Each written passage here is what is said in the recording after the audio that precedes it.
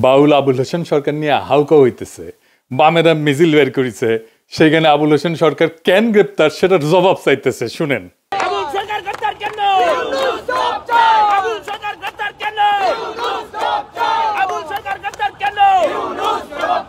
তো কেন গ্রেপ্তার করছে এটা তো পুলিশকে জিজ্ঞেস করলেই হয়। হাসিনার পুলিশ তো না, জবাব দিয়ে দিবে। মিছিল করে জবাব চাইতে হবে কেন? আচ্ছা সে কি বলছে জানেন? শুনিছেন? আচ্ছা আমরা একটু শুনি কেন গ্রেপ্তার করা হয়েছে, এখানে তার জবাবটা আছে, শুনেন। আর যদি তুমি না থাকে আল্লাহ এক আল্লাহ হয়, তাহলে দরবার থেকে খেলাফত দিলে দরবারের যে কম পড়ে না আরো বাড়ে। তোমার মতো আরো 10টা 20টা আল্লাহ 200-400 আল্লাহ যদি আরো বানাই দিতে, তাহলে তোমার আরো দাম বাড়তো। এটা তুমি করলে না, এত বুঝো তা তো বুঝো না। আল্লাহর কথার কোনো গোয়া মাথা আমি কিছুই পাই না। মাথা কোনটা গোয়া কোনটা এটা আমি পাই না। কেন পাই না? এই যে একটা কথা বলছে, আওয়ালুমা খালাকুল্লাহে ইশক, প্রথম সৃষ্টি ইশক। আওয়ালুমা খালাকুল্লাহে মিন নূরি, নূর, প্রথম সৃষ্টি নূর। আওয়ালুমা খালাকুল্লাহে আরশ, প্রথম সৃষ্টি আমার আরশ। দেখেন, আওয়ালুমা খালাকুল্লাহে রূহ, প্রথম সৃষ্টি আমার রূহ। কয়টা হয়েছে? এক মুখ হয়েছে, দুই কথা কয়। হ্যাঁ, মুখ কয় না হুক কয়? এক মুখে দুই কথা কইলে হ্যাঁ মুখ থাকে, হ্যাঁ তো মুখ থাকে না, হ্যাঁ তো হুক হয়ে যায়। আল্লাহ যে কইল প্রথম সৃষ্টি আমার ইশক, প্রথম সৃষ্টি আবার কয় আমার আরশ, প্রথম সৃষ্টি আবার কয় নূর, প্রথম সৃষ্টি আবার কয় রূহ। আল্লাহ এক মুখে যে এত কথা কয়, আল্লাহর মুখ কয়টা? খালি কয়টা না, ওটা মুখ না হুক। সেটা হইলো একটা দাড়ির মধ্যে 70 জন করে ফেরেশতা। তুমি প্রত্যেকদিন ফেরেশতা গোয়া খাইতে ভালাও। শুনেছেন তো? এখন এই বাউলের মুক্তি চাইতেছে, অন্যদের ব্যাপারে কথা নাই। ওইখানে ফরাদ ভাই গেছেন, আপনারা জানেন উনি আমার মুরব্বী আর গুরুজন। উনি ওইখানে গেলে আমরা তো দমে যাই, কিছু কইতে পারি না। ফরাদ ভাই আপনি নিজেই একটা ইনস্টিটিউট, আপনার ওদের মিছিলে তো যাওয়ার দরকার নাই, তাই না? আপনি একা বক্তব্য দিয়ে প্রতিবাদ করেন। এই সমস্ত গান্ধা বামেদের কাছে যে আপনি দাঁড়াইলে তো মুশকিল আমাদের হয়ে যায়, আমাদের জন্য। ওরা তো আপনাকে কখনো অন করেনি ফরাদ ভাই, করবেও না। হুদাই আপনি ওদের সাথে যাইতেছেন। যাই হোক, ফরাদ ভাই বলছেন যে সব আন্দোলন নাকি আবুল হোসেন ওনার পাশে ছিল। শোনেন ফরাদ ভাইয়ের কথা শোনেন।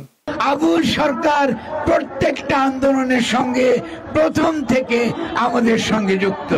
তিনি শহীদ মিনারের অনুষ্ঠান থেকে শুরু করে হেন কোনো প্রতিবাদ সভা নাই, এমনকি শাহ আলী দরগায় যখন আপনারা বট গাছ কেটে ফেলেছিলেন তিনি আমার পাশে ছিলেন। আমরা ফরাদ ভাই আপনার কথা বিশ্বাস করি, কিন্তু আপনার পাশে আপনি ফরাদ ভাই একজন ফ্যাসিবাদের দালালকে, হাসিনা মুজিব পূজারীকে কিভাবে জায়গা দিলেন? সে তো আপনারা স্যাপোটাস করতে আসতেছে। আজ আমরা মুজিব বন্দনার হাসিনা বন্দনা শুনি তার কাছ থেকে। হ্যাঁ শুনেন। জলদি কইরা যায় তোরা আয়, আইরে আমার শেখ হাসিনার নাই তোরা আয়, আইরে আমার শুভ এমপির নাই তোরা আয়। ওই ইতিহাসের রাখাল রাজা, ইতিহাসের রাখাল রাজা বঙ্গবন্ধু।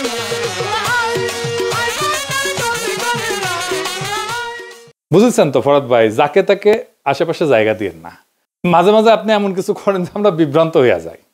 আপনি ইসকনের চিন্ময়ের সাথে দেখা করছেন, এত খাতির আপনার চিন্ময়ের সাথে, তাদের দাবির পক্ষে দাঁড়াইছেন পর্যন্ত।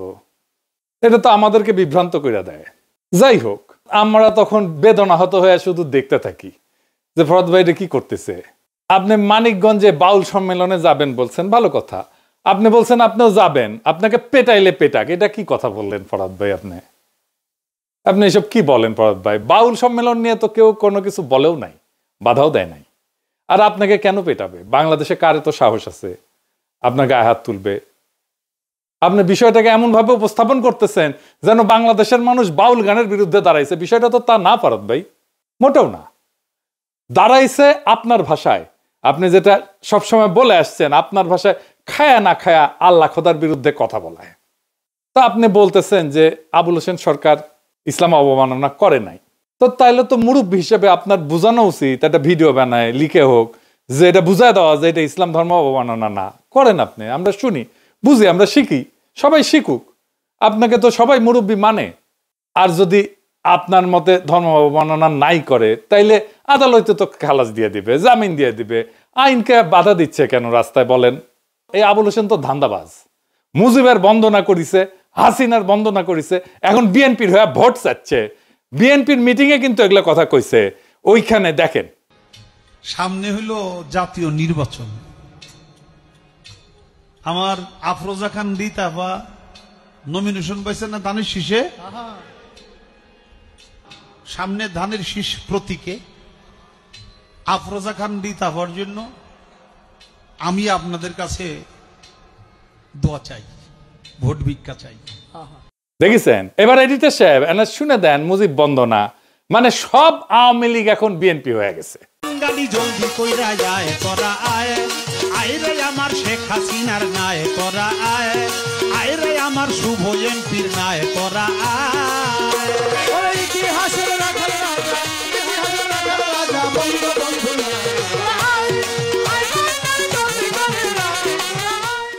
তো ওই যে বিএনপির প্রোগ্রামে যায় যে সমস্ত কথাবার্তা কইছে, বিএনপির একটা লোক উঠে যায়, তাকে ঠেকাইলো না কেন?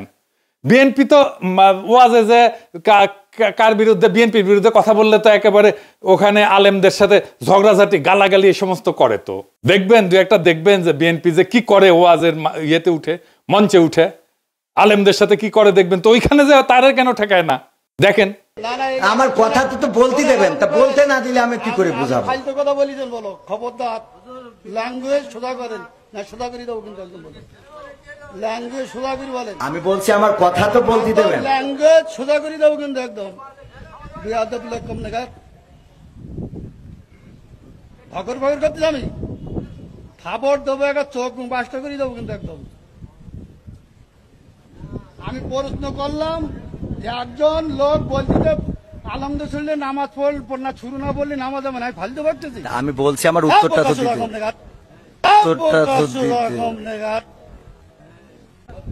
একদম বাস্ত করে দেবো সব একদম। তো আবুল হোসেন বলতেছে মাজার ভাঙার বিরুদ্ধে বলতেছে, তাই না? শুনান তো একটু আরেকবার। এমনি তো 200-র উপরে মাজার ভেঙে ফেলাইছে, আপনারা জানেন তো। 200-র উপরে বাংলাদেশে মাজার ভেঙে ফেলাইছে। এখন একটু বন্ধ হয়েছে। কেন বন্ধ হয়েছে? সামনে যে নির্বাচন, একটু গ্যাপ দেই, নাহলে এখনো যদি মাজার ভাঙতে থাকে তাহলে কিন্তু আর ভোট পাবো না। এই জন্য তারা এখন একটু অব্য দিছে, একটু জিরাইতেছে। নির্বাচন হয়ে গেলে যদি তারা ক্ষমতা যায়, আবার আমাকে বাড়িঘর সুদ্ধা ভাঙ্গা করবো, খালি মাজার না। তো বাংলাদেশে মাজার নিয়ে ঘৃণা উৎপাদন করছে কে? সেকুলারেরা। মাজার ঘৃণার সবচেয়ে বড় কালচারাল এসেট হচ্ছে সৈয়দ ও আলিউল্লাহ লাল সালু। নাটক হয়েছে, সিনেমা হয়েছে, পাঠ্য হিসাবে পড়ানো হয়েছে, এখন সেকুলাররা মাজার প্রেমী হয়ে গেছে। কি তাজ্জব! মৌলানা আবুল কালাম আজাদের একটা বই আছে উর্দুতে, ঘুবারে খাতির নাম, জেলখানায় বসে এটা লিখেছিল। তো ওইখানে উনি মাজার নিয়ে কিছু কথা বলছেন। এখানে কিন্তু ওনার খুব অরিজিনাল কিছু চিন্তা আছে। উনি বলছেন কবর এবং মাজারকে ধর্মীয় শক্তি হিসেবে দেখার বিরোধিতা করছে মৌলানা আজাদ। উনি বলেন যে ইসলামের মৌলিক বার্তা ছিল তাওহীদ এবং বুদ্ধিবৃত্তি, কিন্তু পরে কিছু মুসলিম সমাজে মৃত ব্যক্তির কবরকে এটার মধ্যস্থতা, বরকত সংগ্রহের স্থান, অলৌকিক শক্তির উৎস বলে গ্রহণ করছে, যা মূলত মূর্তি পূজার আর এক রূপ। তিনি মৌলানা আজাদ এইটাকে ইসলামের বিরুদ্ধে সবচেয়ে বড় বিচ্যুতি হিসেবে দেখছেন।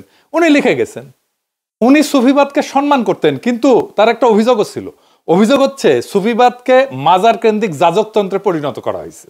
তিনি লিখছেন যে অনেক দরগায় অন্ধভক্তি, করুণার জায়গায় ভয়, যুক্তির বদলে অলৌকিক গল্প, অর্থনৈতিক শোষণ এই সমস্ত প্রতিষ্ঠা পাইছে। এইগুলোকে উনি সামাজিক রোগ বলছেন ওই বইতে। উনি বলছেন যে দরিদ্র অসহায় মানুষের জীবনের বাস্তব সমস্যার সমাধান খুঁজতে গিয়ে মাজারে আশ্রয় নেয়, এবং মাজারের খাদেম এবং পীরেরা এই দুর্বলতার সুযোগ নিয়ে নিজেদের কর্তৃত্ব জাহির করে। উনি বলছেন যে এই ব্যবস্থা মানুষের আত্মমর্যাদা নষ্ট করে, পরনির্ভরতা বাড়ায়, সামাজিক উন্নয়ন থামায় দেয়। তিনি খুব কষ্ট পেয়ে লিখছেন এখানে মুসলিম সমাজ যখন কোরআনের জ্ঞান, বুদ্ধি, বিজ্ঞান, দর্শন এসব থেকে দূরে সরে যায়, তখন মাজার কেন্দ্রিক আধ্যাত্মিকতা সমাজের নেতৃত্ব নেয়। উনি একটা টার্ম ইউজ করছিলেন, জ্ঞানহীনতার রাজত্ব, এই মাজার পূজারে উপহাস করছেন। তিনি আরো বলছেন যে অনেক মাজার দরগা এক ধরনের অর্থনৈতিক কেন্দ্র, ক্ষমতার স্থান, স্থানীয় রাজনীতি নিয়ন্ত্রণের যন্ত্র হয়ে পড়ছিল। তিনি মনে করেন যে ইসলামের সত্যিকারের উদ্দেশ্যকে এটা বিকৃত করে দিচ্ছে। একটা খুব চমৎকার কোটেশন আছে এখানে, মানে আমি বাংলা করে বলতেছি, মানুষ অলৌকিকতার পেছনে ছোটে কারণ সে জ্ঞানের আলোয় চোখ খুলতে ভয় পায়। আর সেকুলারদের কাছে মাজার এত গুরুত্বপূর্ণ হয়ে গেল কেন হইলো জানেন? এটার একটা পলিটিক্যাল কারণ আছে, ভূ রাজনৈতিক কারণ আছে। আসেন সেটা একটু দেখি। মাজার হইল Indian soft power, Indian cultural icon, তাই সেকুলাররা এটা রক্ষা করতে চায় যে কোনো ভাবে। বামেরা ঠিক এই কারণেই বাংলাদেশের ইসলামকে পীর আউলিয়ার ইসলাম হিসেবে দেখতে চায়। আপনি দেখবেন মুম্বাইয়ের সিনেমাগুলোতে মুসলমান চরিত্র মানে সে মাজারে যায়, দোয়া পড়ে, সুতা বান্ধে, কাওয়ালি গায়। কেন এইটার পিছনের রাজনীতিটা কি? এই যে মুসলমান মানেই মাজারে যাওয়া স্টেরিওটাইপটা হঠাৎ করে সৃষ্টি হয়নি। এটা একটা ঐতিহাসিক, রাজনৈতিক এবং সাংস্কৃতিক নির্মাণ, যার সূত্র 3টা পর্বে। 1940 থেকে 1950-এর দশক, যেখানে সেকুলার ইন্ডিয়া প্রজেক্টকে তারা বাস্তবায়ন করতেছিল। ভারত রাষ্ট্র নিজেকে সেকুলার দেখাতে চাইছিল। তো হিন্দু মুসলমান ঐক্য দেখানোর সবচেয়ে সহজ ভিজুয়াল প্রতীক কি? মাজার, যেখানে ধর্মীয় মিশ্রণ, সঙ্গীত, লোকবিশ্বাস এগুলোকে রাষ্ট্রীয় ঐক্যের সাংস্কৃতিক আইকন করা যায়। ওই সময় যে সমস্ত মুসলমান চরিত্র সিনেমায় আসতো সেগুলো ছিল সুফির মতো, দরগার খাদেম, কাওয়ালি গায়, দোয়া করে, শান্তি আর প্রেম শেখায়। এইটাই ছিল রাষ্ট্রীয় ন্যারেটিভ। মুসলমান সম্প্রদায় একটা মিস্টিক্যাল, স্পিরিচুয়াল এবং নন পলিটিক্যাল। 1938-এ একটা সিনেমা হয়েছিল ধাত্রীমাতা, দরগা এবং এই মিলনের ভাব নিয়ে। 43 সালে নাজমা বলে আর একটা বিখ্যাত সিনেমা ছিল মুসলিম সমাজের সাংস্কৃতিক আধ্যাত্মিকতা নিয়ে। এখানে মুসলমান মানে কবি, সুফি, অলৌকিক প্রবণ। এরপরে আসে 1960 থেকে 1980 সাল, কাওয়ালির যুগ, বলিউডের বাণিজ্যিক স্টেরিওটাইপ। এই যুগে বলিউড বুঝাইলো যে মাজার, সঙ্গীত এবং কাওয়ালি এটাই হইতেছে হিট ফর্মুলা, ইমোশন, মিউজিক এবং এক্সোটিকনেস। এটাই হচ্ছে মুসলমান পরিচয়। ফলে মুসলমান পরিচয় মানে দরগায় চাদর দেওয়া, কাওয়ালি করা, পীর ফকিরের দোয়া, অলৌকিক সুস্থ হওয়া, সাদা টুপি, আচার আচরণ। এই সময় সবচেয়ে ভূমিকা রাখছে বোম্বাইয়ের ইন্ডাস্ট্রির উর্দুভাষী লেখকেরা, যারা মুসলমানদের নিজস্বতা দেখানোর জন্য সহজ ভিজুয়াল হিসেবে মাজার ব্যবহার করতেন। মাজার কেন্দ্রিক গান এবং সিন, বারসাত কি আকরাত, আমার আকবর অ্যান্টনি 1977 সালে, দরগায় অলৌকিক সুস্থ হওয়া, সুফি গান একটা নতুন ধরনের কালচারাল জানরা তৈরি করলো। এই সময় মুসলমান চরিত্রকে মিস্টিক, অলৌকিক, আবেগী করে ফেলা হইল। এইটা ভারতীয় জাতি নির্মাণের ন্যারেটিভের সাথে মানানসই। মুসলিমরা নন থ্রেটনিং স্পিরিচুয়াল মাইনরিটি। এরপরে আসবে 1990 থেকে 2000 সাল, মিডিয়া এবং পলিটিক্যাল মোমেন্ট। মুসলমান মানে দরগা প্রেম, দোয়া। 1992-এ বাবরি মসজিদ ভাঙা হইল। তারপরে বলিউডে মুসলমান চরিত্র ফের এই হার্মলেস ভিজুয়ালে ফেরাই নিয়ে যায়। এই সময় মুসলমান চরিত্রকে 3 ভাবে দেখানো হয়: মাজার ভক্ত, প্রেমিক প্রেমিকা, নিরীহ দোয়া করা বুড়া মুসলিম যিনি নায়ককে আশীর্বাদ করেন, কাওয়ালি প্লাস ধর্মীয় মিস্টিক পটভূমি, যা মুসলমান সমাজকে সাংস্কৃতিকভাবে রঙিন কিন্তু রাজনৈতিকভাবে অসক্রিয় দেখায়। যেমন ধরেন ফিজা, রিফিউজি, সাওয়ারিয়া। এইখানে যে মুসলিম ভিজুয়াল পুরোপুরি মাজার থিমড। এমনকি যোধা আকবরেও দেখবেন মাজারের দোয়া গ্রহণে, মাজারের দোয়া নেওয়ার দৃশ্য। কেন মুসলমান মানেই মাজার ইন্ডিয়ান কালচারে? কারণ ভারতীয় মূলধারা ইসলামকে সুফি, লোক ধর্মীয় করে প্রদর্শন করতে চায়, পলিটিক্যাল ইসলামকে না। মাজার ছিল নিরাপদ, অবিতর্কিত মুসলিম ইমেজ। রাজনীতির দিক থেকে এটা ছিল মুসলমানদেরকে একটা ডিপলিটিসাইজ, মিস্টিক্যাল কমিউনিটি হিসেবে উপস্থাপনের প্রকল্প। আর বলিউডের কাছে ছিল ভিজুয়াল শর্টহ্যান্ড। এটাই মুসলিম চরিত্রের সাংস্কৃতিক মার্কার। তার মানে মাজার কেন্দ্রিক যে মুসলিম ইমেজ আসলে একটা নিয়ন্ত্রিত উপস্থাপন। এটা মুসলিম সমাজের বাস্তব বৈচিত্র্য মুছে দিয়া তার সফট, মিউজিক লাভিং, স্পিরিচুয়াল, নন থ্রেটেনিং মাইনরিটি হিসেবে উপস্থাপন করে। এখন আসেন বাংলাদেশের সাধারণ মানুষ ধর্ম অবমাননার প্রতিক্রিয়া কেন দেখাবে? বাংলাদেশের সাধারণ মানুষ ধর্ম অবমাননার প্রতিক্রিয়া দেখাবে কেন জানেন? এটার একটা গভীর রাজনৈতিক, সাংস্কৃতিক কারণ আছে এবং অর্থনৈতিক কারণ আছে। বাংলাদেশ একটা দরিদ্র রাষ্ট্র। এই রাষ্ট্রের বেশিরভাগ নাগরিক দরিদ্র। তাদের জীবনে কোনো স্বপ্ন নাই, কোনো সার্থকতা নাই। সন্তানকে ভালো মতো খাওয়াইতে পারে না, অসুখে চিকিৎসা পায় না, শৈশবে শিক্ষা পায় না, যৌবনে কাজ পায় না, উৎসবে আনন্দ করতে পারে না। এদের জীবনে তো কোনো হাসি নাই, কান্নাও গেছে শুকায়। এদের একটাই সম্পদ, একটাই স্বপ্ন, যদি পরকালে খোদা তাআলার দয়া হয় তাহলে হয়তো বেহেশতে ঢুকতে পারবে। এই জন্যই বাচ্চাকে মাদ্রাসায় দেয়। সে জানে একজন আলেমের সুপারিশ খোদা তাআলা শোনেন। তার একটা ইহকাল আপনারা দিতে পারেন নাই, তার পরকালের স্বপ্ন আপনি কায়রা নিতে চান কোন অধিকারে, কোন সাহসে? সারাক্ষণ খোঁচান আপনার প্রগতিশীলতার কুরকুরানি দিয়া। আপনি তো আপনার সেকুলার দর্শনে বলেন প্রাইভেট স্পেসে ধর্ম পালন করতে, তো আপনার অধর্ম আপনার ধর্ম বিশ্বাস আপনি প্রাইভেট স্পেসে করেন, যা খুশি করেন। পাবলিক স্পেসে এসে আপনি মানুষের ধর্ম নিয়ে কুরকুরানি দেখান কেন? আপনি তো আগে খোঁচান, তারপরে ওরা প্রতিক্রিয়া দেখায়। খোঁচানো বন্ধ করেন, প্রতিক্রিয়া বন্ধ হয়ে যাবে। বাংলাদেশ যে মুসলমান সংখ্যাগরিষ্ঠের দেশ, এটা তো তার অপরাধ না, এটা তার বৈশিষ্ট্য।